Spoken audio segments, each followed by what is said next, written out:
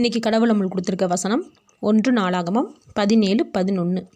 நீ உன் பிதாக்களிடத்திலே போக உன் நாட்கள் நிறைவேறும்போது நான் உனக்கு பின்பு உன் புத்திரரில் ஒருவனாகிய உன் சந்ததியை எழும்ப பண்ணி அவன் ராஜ்யத்தை நிலைப்படுத்துவேன்.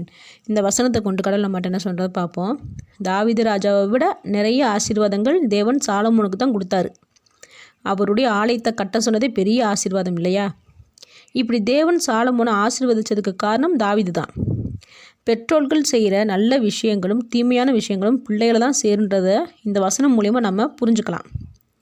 நாம் செய்கிற நல்லதும் கெட்டதும் நம்மளோட முடிஞ்சு போகிறது இல்லை. பிள்ளைகளுக்கு நம்ம எதை தேடி வைக்கிறோம்னு நம்ம வாழ்கிற வாழ்க்கையை வச்சேவும் தெரிஞ்சுக்கலாம். தாவீது தப்பு செய்யாமலா இருந்தான், அவனை ஏன் தேவன் ஆசீர்வதிச்சாருன்னு நம்ம நினைப்போம். உண்மைதான். அப்படி பார்த்தா ஆதாம் ஏவாளில் இருந்து இப்போ வரைக்கும் தப்பு செய்யாதவங்களும் இல்லையே. ஆனாலும் தேவன் ஏன் தாவீது ஆசீர்வதிச்சார்னா, அவன் செய்கிறது தப்புன்னு தெரிஞ்ச உடனே அதை திருத்திக்கிறான். அதே போல் ஒவ்வொரு விஷயத்திலும் தேவனை கேட்காம எதையும் செய்ய மாட்டான். எவ்வளவு கஷ்டங்களிலும் தேவனை விட்டு விலகாமல் இருந்தான். எல்லாத்துக்கும் மேலே தேவன் மேலே ரொம்ப ரொம்ப ரொம்ப பிரியமுள்ளவனாக இருந்தான். கடவுள் சொல்கிறத யோசிக்காமல் செய்கிறவனாக இருந்தான். நாம் இந்த மாதிரி இருக்கோமா?